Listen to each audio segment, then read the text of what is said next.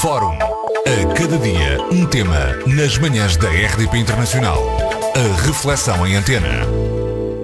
Nunes Forte é um dos grandes nomes da rádio e da televisão em Portugal e que está a celebrar 50 anos de carreira, curiosamente de várias formas, já lá vamos saber. Com a sua assinatura foram concebidos centenas de programas de rádio e televisão, vários dos quais premiados. Nunes Forte, que tantas vezes falou de outros, é hoje o nosso centro das atenções. Bom dia, Sr. Evaristo António Gonçalves Nunes Forte, é verdade? É o meu nome completo e Confere. Confere, exatamente. Mas, curiosamente, logo comecei a trabalhar na rádio e pouco antes, digamos que num espetáculo de teatro, ainda te cumprimentei. Olá, estás bom? Olá, e aos ouvintes também. A nossa saudação aos ouvintes, eu queria fazer uma saudação mais formal adiante.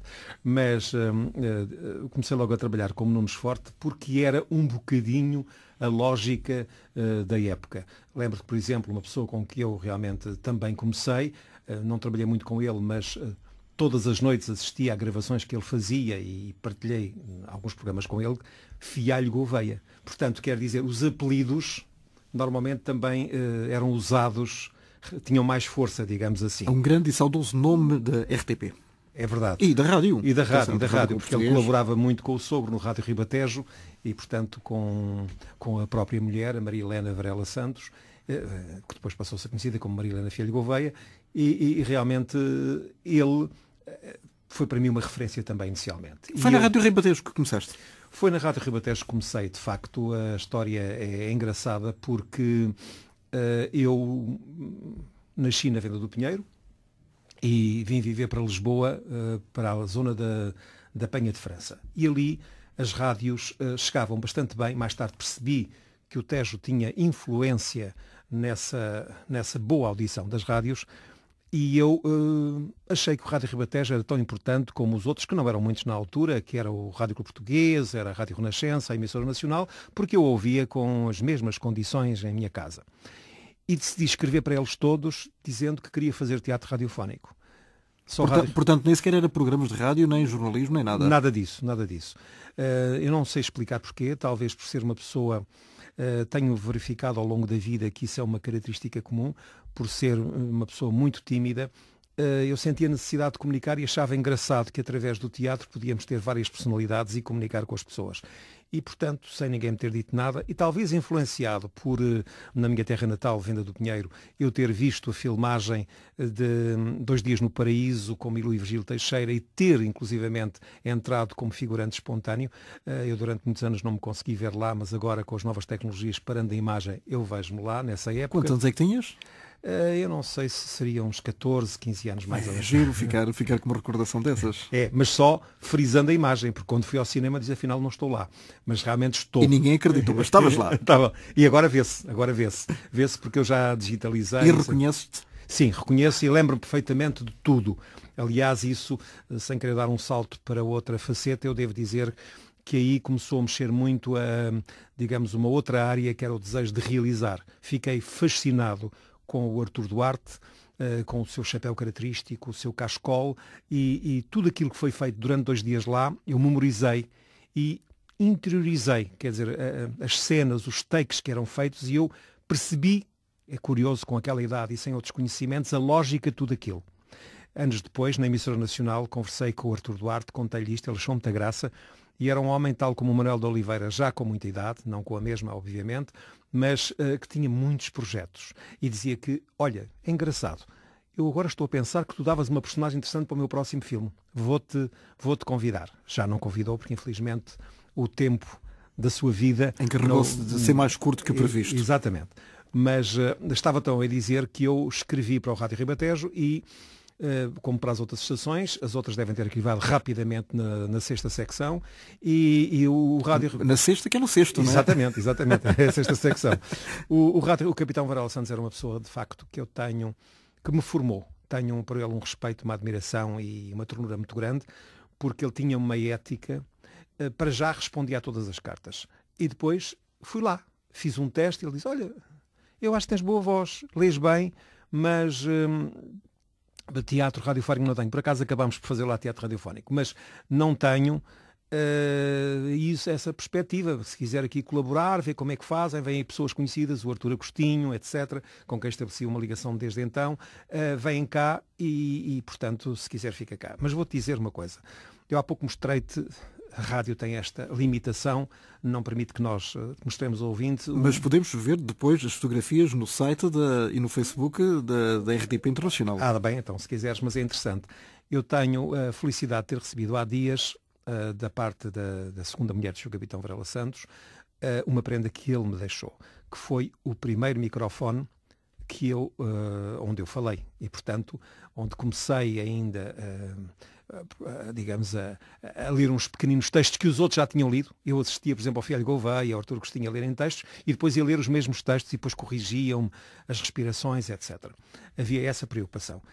E esse microfone assistiu também a coisas como, por exemplo, o Capitão Varela Santos a dizer que aquilo era uma arma muito poderosa e que eu tivesse muita atenção durante toda a minha vida, mesmo que um dia trabalhasse em televisão, que não era o caso, que ainda não fazia, que são duas armas das mais poderosas que existem, mas que nunca devem ser utilizadas em proveito próprio.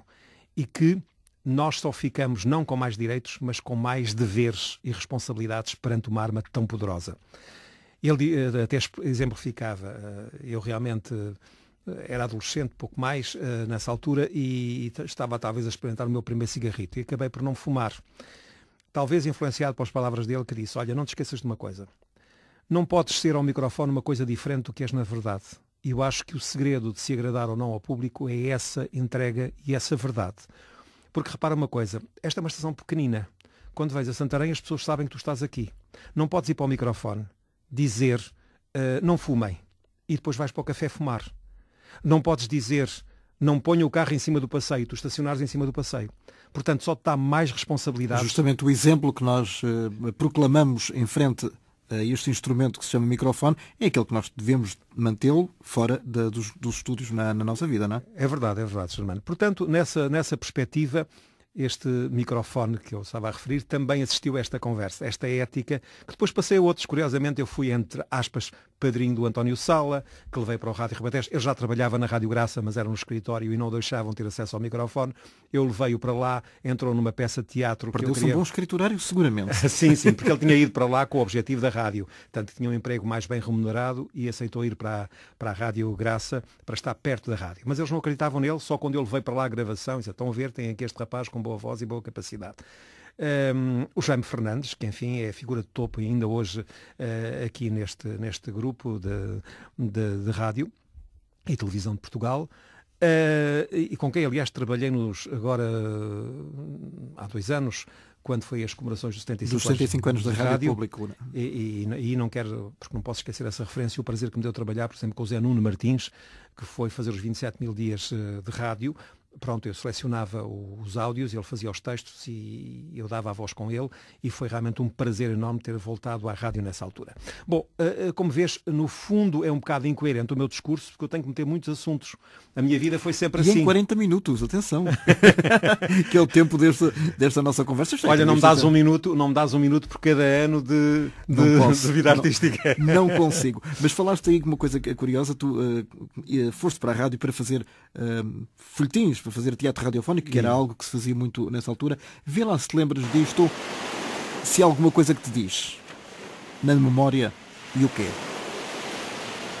Bom, eu estou a pensar em várias coisas.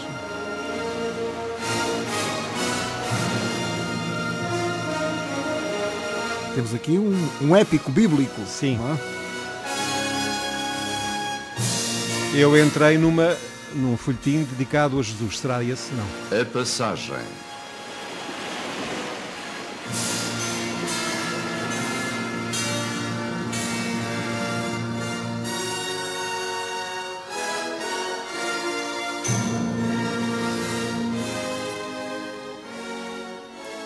A Radiodifusão Portuguesa apresenta o folhetim A Passagem, tema bíblico sobre a Páscoa, original de Judite Navarro.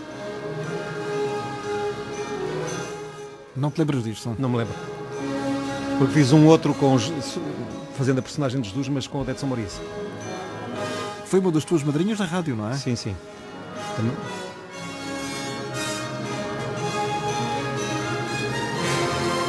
Este tipo de programas, estes folhetins, estes teatros radiofónicos, é algo de que as pessoas ainda hoje falam, têm saudades, sobretudo as gerações mais velhas, mas onde se aprendia também muito sobre literatura e a saber ouvir. Isso é importante. Sem dúvida. E posso dizer-te uma coisa também muito interessante, que é o facto de...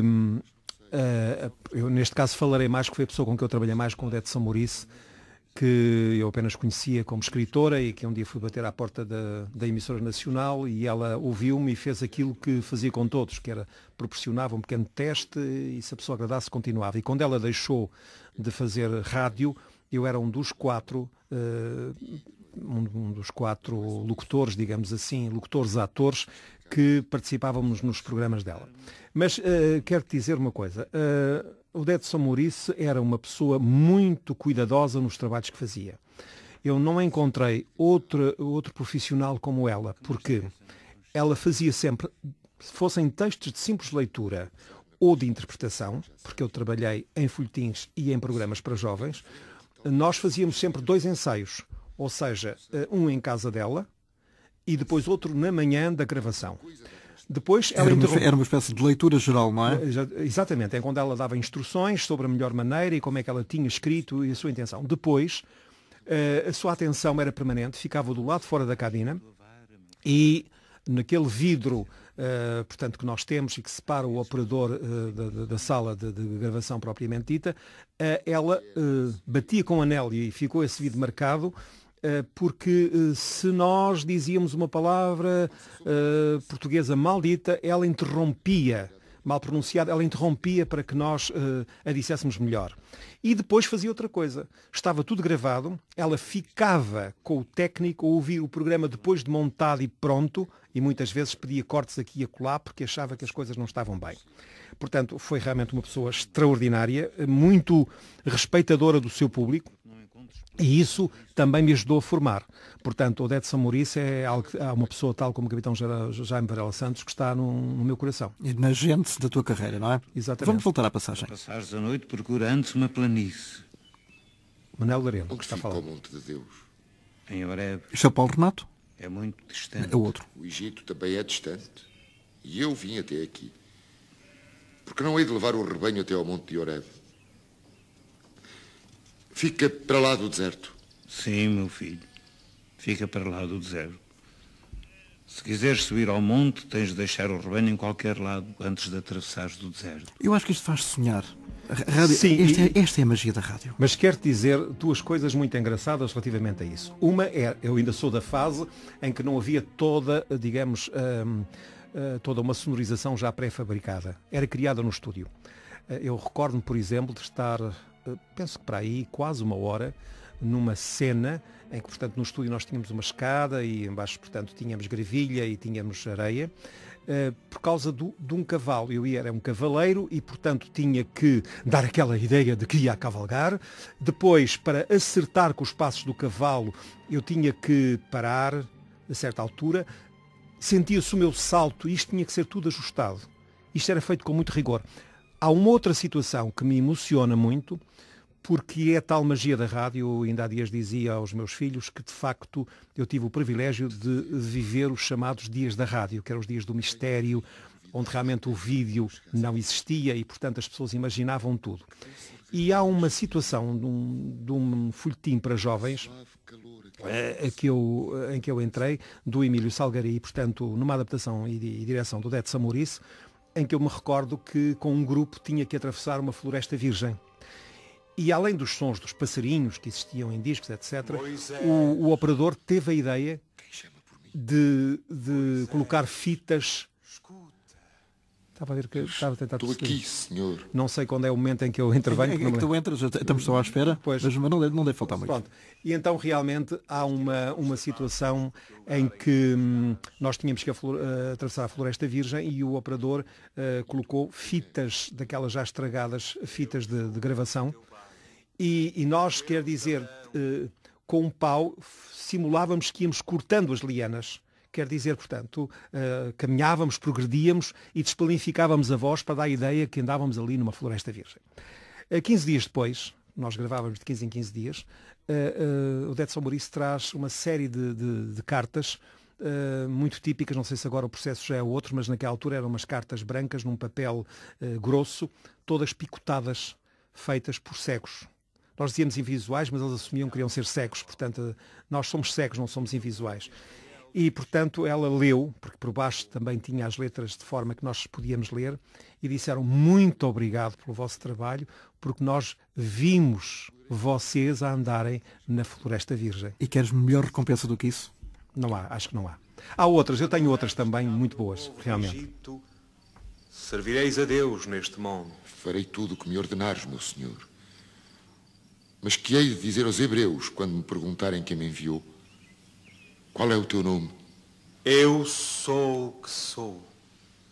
Assim dirás agora aos sim. filhos de Israel: o Senhor Deus de vossos pais, o Deus de Abraão, o Deus de Isaque e de Jacob, me enviou a vós, para que vos tire do Egito e vos leve à terra prometida. Sim, meu senhor. E ao faraó? Que direi ao faraó? Dir-lhe-ás que o Deus dos hebreus encontrou o seu povo, e por isso lhe pedes que deixe sair do Egito todos os hebreus, para que vão ao deserto e durante 3 dias deem graças ao Senhor. O faraó não... Curiosamente, à medida que os anos vão passando, a nossa voz vai modificando-se. Sim, sim, sem dúvida.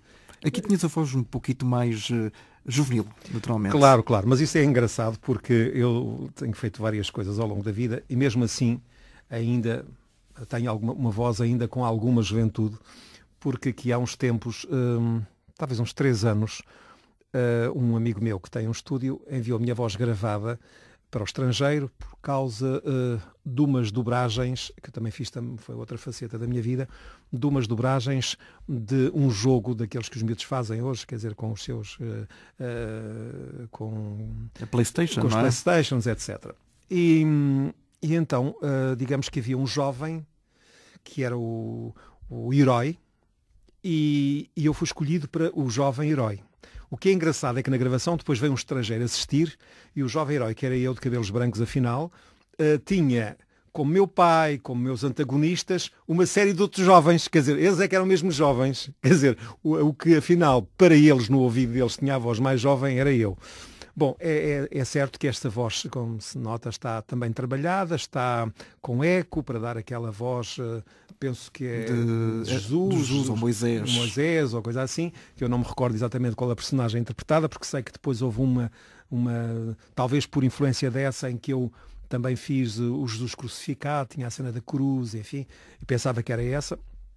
E realmente não me lembrava nada desta passagem. Tu lembras-te de tudo? É impossível lembrar-te de tudo o que fizeste.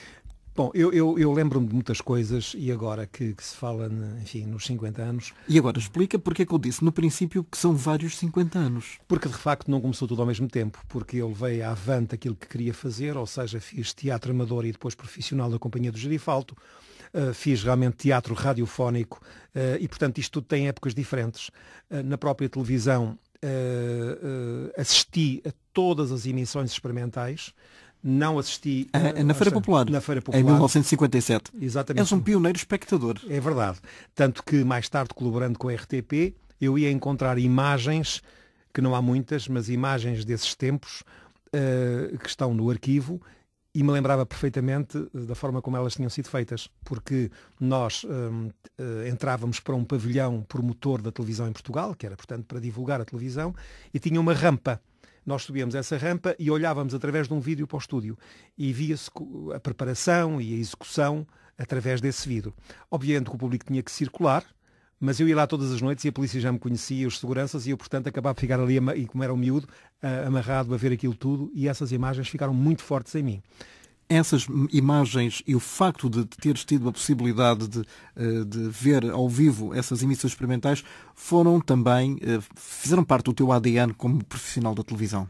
Fizeram, porque é muito curioso que eu mesmo como profissional da rádio acabei por ser influenciado pela própria televisão. Ou seja, Eu, em todos os programas que fiz na minha vida, nunca fiz programas verdadeiramente, e mesmo com várias horas de emissão, programas, como alguns colegas, e não é uma crítica, talvez seja uma vantagem deles em relação a mim, improvisados. Portanto, os meus programas tinham improviso QB, porque de facto, às vezes, digamos, as coisas que estão a acontecer em direto fazem essas mudanças e permitem que tudo isso venha a acontecer. Mas eu levava, digamos, a ordem dos discos perfeitamente organizada, das rubricas, etc., tudo preparado, montado e alinhado e escrito. Isso foi uma influência que fui buscar também à televisão, porque nos princípios da televisão havia um grande rigor nos alinhamentos. Hoje em dia não há alinhamentos nenhuns em termos de criatividade.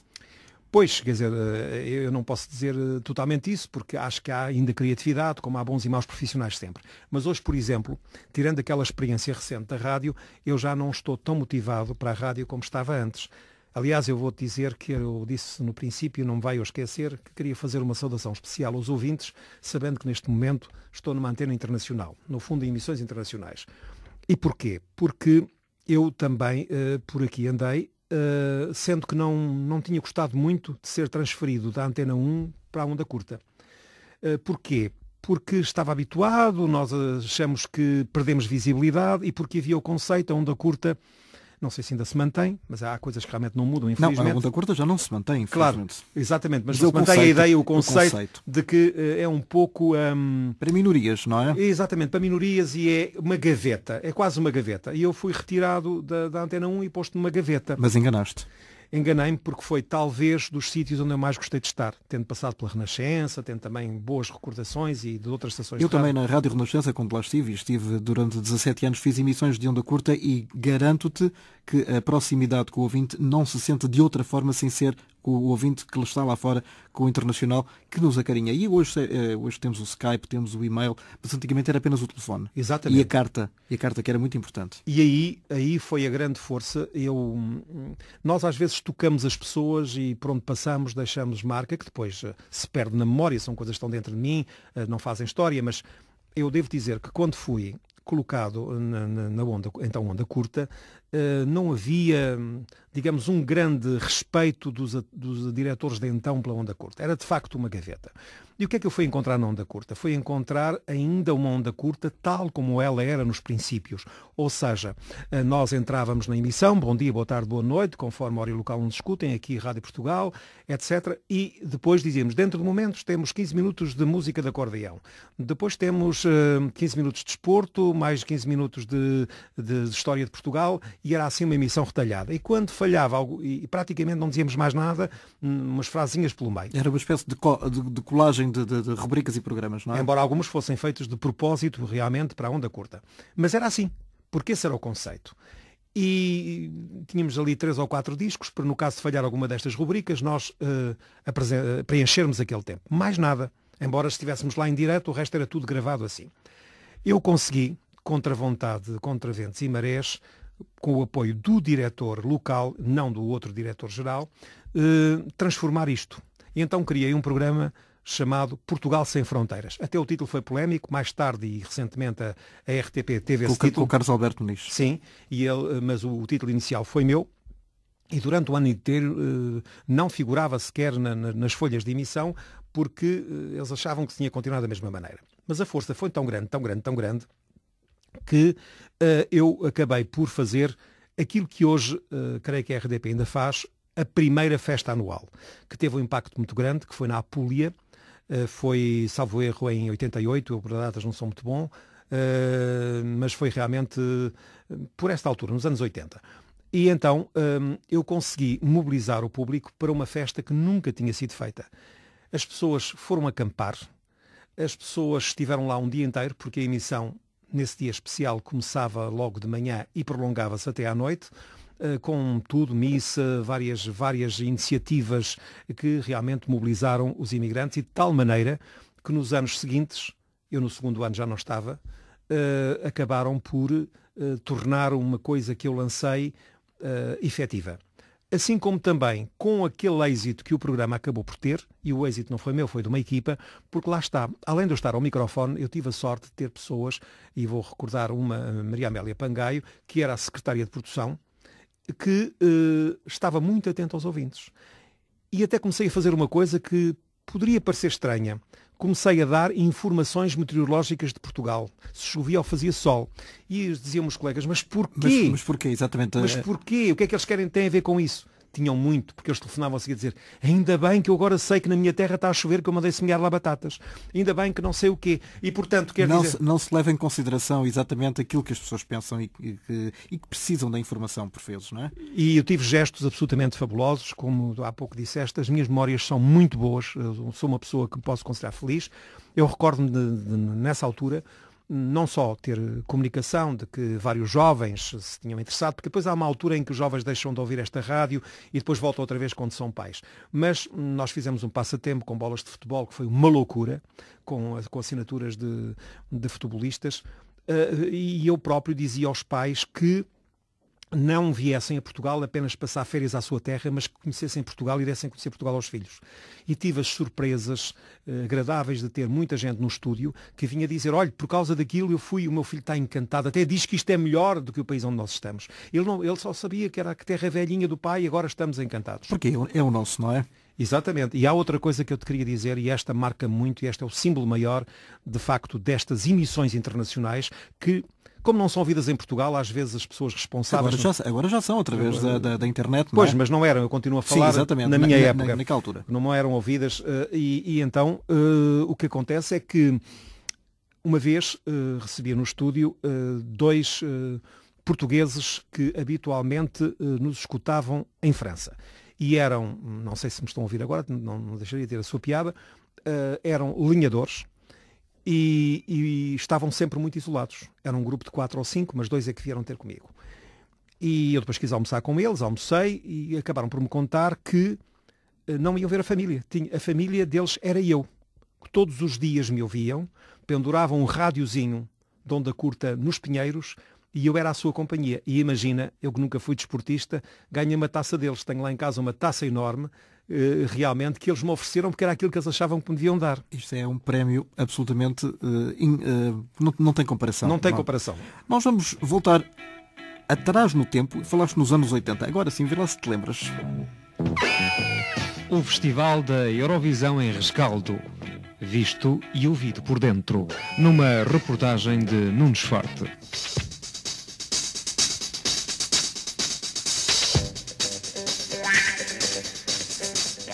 O Eurofestival 1980 foi organizado na Holanda porque, segundo declarou à imprensa, um diretor da NOS, a estação emissora holandesa, Israel negou-se a realizar o concurso Eurovisão 1980 para poder dispor de verbas que lhe possibilitassem introduzir em pleno a televisão a cores no país e também porque a noite de 19 de abril marcava a véspera dos festejos nacionais. Deste modo, e porque nenhuma outra entidade se candidatasse, a televisão holandesa tomou a iniciativa de realizar o concurso deste ano com a cooperação da União Europeia de Radiodifusão, o que permitiu que o custo do festival, 1.500.000 florins, fosse suportado pelas duas entidades, cabendo mesmo assim à televisão holandesa a verba de 800.000 florins, o que em dinheiro português corresponde a mais de 20.000 contos. Muito dinheiro, não é? Nessa altura, há 23 anos. É verdade, isto fez-me agora... Há 30. Pois, olha, eu nem quero contar o tempo, Germano, eu não conto o tempo. Mas há sempre memórias e agora fizeste-me lembrar outra também muito curiosa, porque tive um convite para a NOS, que era, digamos, a onda curta, tinha também o departamento de onda curta, e tinha um departamento de língua portuguesa, sem nenhum português, eram todos brasileiros, e eu fui convidado para lá ir fazer os comentários do Festival da Eurovisão desse ano.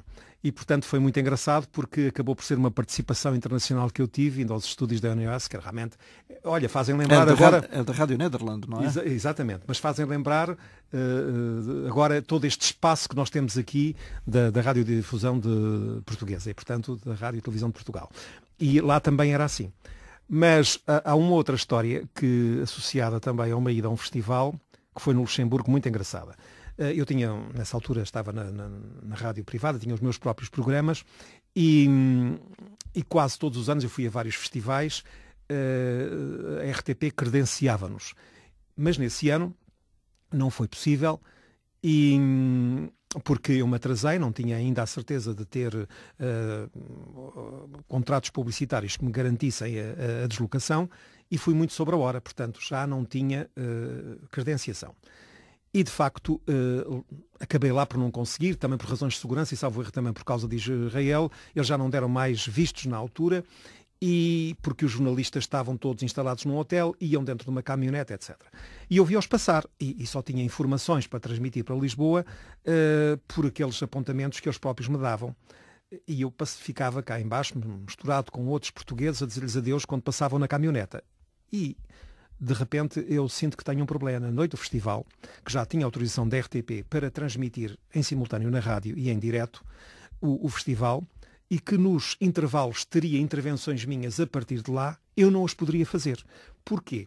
Porque não era possível ter uma linha. Estavam as linhas todas ocupadas, como se sabe, Luxemburgo é um país pequeno, com a transmissão do festival e com as várias delegações, estavam ocupadas com uma reunião do Fundo Monetário Internacional ou coisa parecida, e só havia linhas de emergência que, enfim, o próprio governo decidia. E já não davam mais linhas a nenhum jornalista ou nenhum repórter. Bom, e eu já estava impossibilitado de fazer aquilo.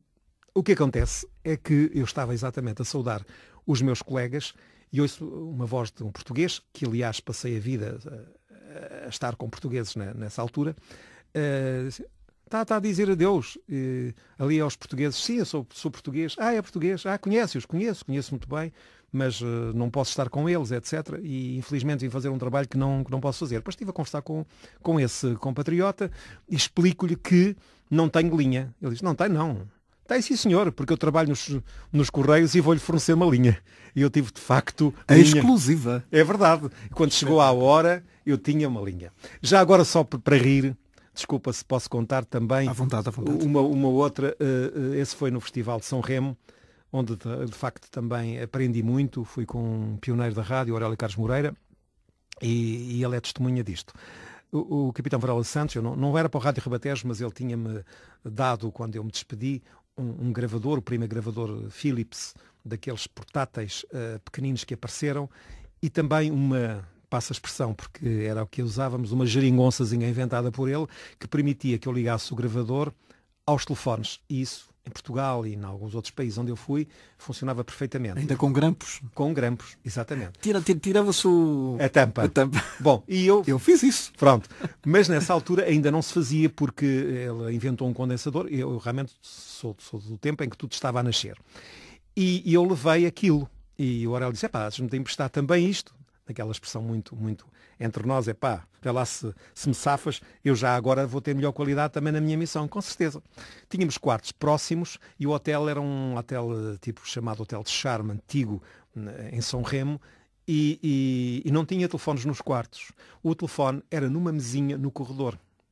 Quando chegou uma certa primeira envio, com a ajuda do Aurélio, eu fui, portanto, fazer a ligação, tirando a tampinha muito discretamente, não queríamos dizer a ninguém, e colocando lá os grampos.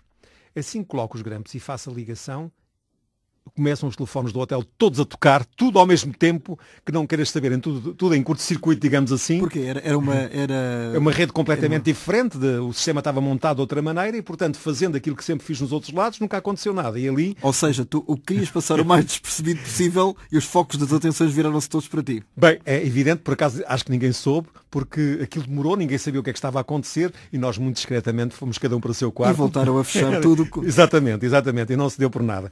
Mas isso não deixa de ter a sua piada, são daquelas coisas que nos acontecem. Isso é uma maravilha. Ao longo destes 50 e picos anos, não é? Tu onde é que foste mais feliz na rádio?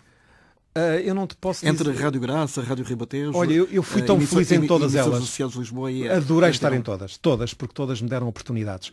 Mas posso talvez dizer, e agora fica-me mal dizer por estar aqui numa onda especializada, que foi exatamente trabalhando para os portugueses no estrangeiro que eu mais gostei quando pensava que não ia gostar. Até porque se fez nessa época, quando foi o tal espetáculo da Apulia, tinham, por iniciativa de um português que já tinha feito uma oferta de um troféu ao programa onde eu estava, que considerou o programa mais humano. Ele era um senhor que vivia na Alemanha e tinha até um cavalo que participava em corridas.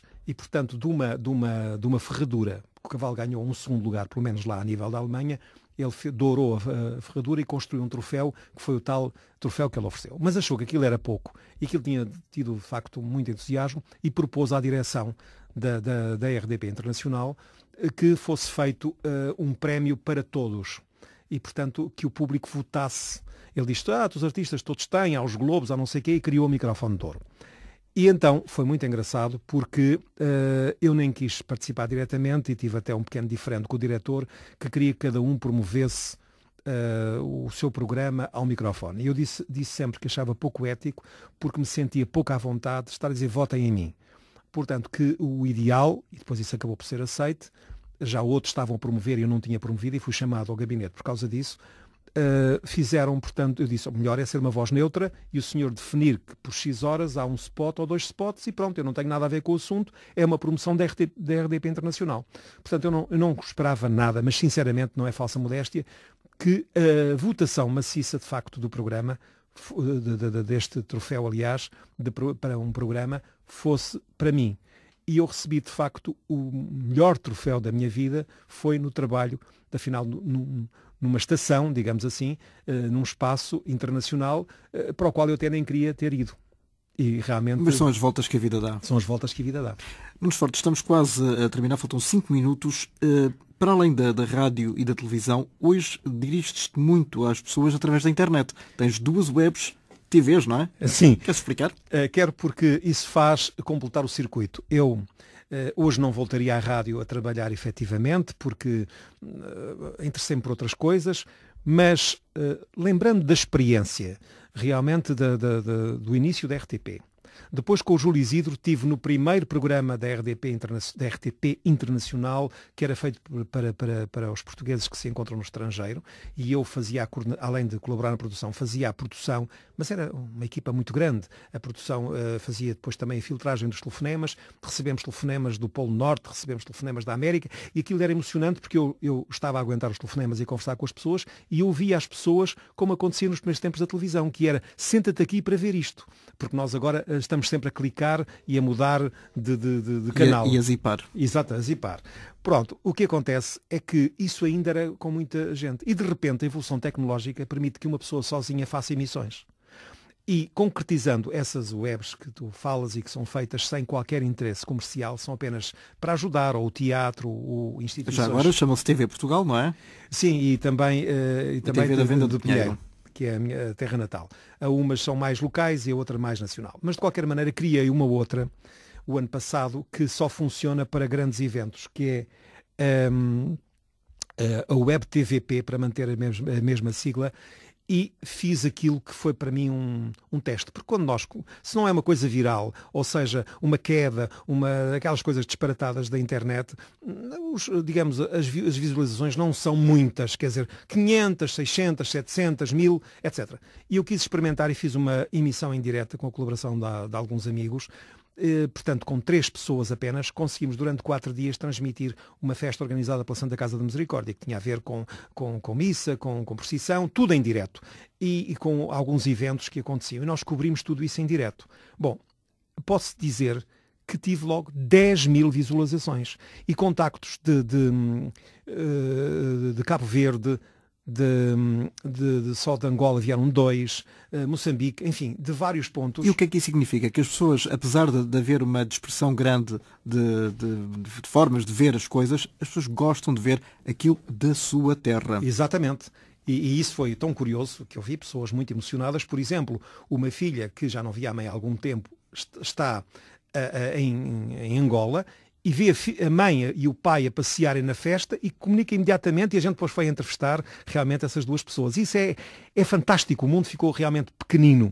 E eu continuo, portanto, como uma peça onde há muitos anos que foi representada no Nacional pelo Palmira Bastos, As Árvores Morrem de Pé. Justamente. Eu vou continuar até ao último minuto a fazer comunicação, ou seja, a sentir-me próximo das pessoas, porque quem ganha mais com isso sou eu. Eu realmente recebo muito, tento dar, mas recebo muito das pessoas em geral. E a seguir somos nós. Nunes Forte, muito obrigado, foi um grande prazer, um grande abraço para ti. Muito obrigado, eu agradeço. Eis-me aqui! Eis-me aqui!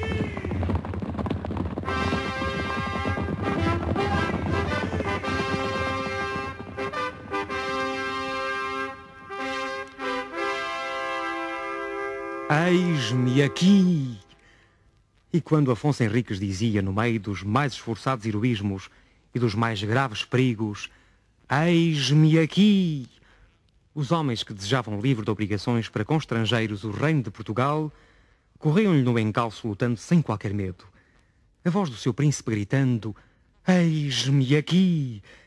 Era uma força que lhes corria no sangue, fazendo de cada homem um herói. Foi assim em Eurique. Foi assim em Santarém. Foi assim em Évora.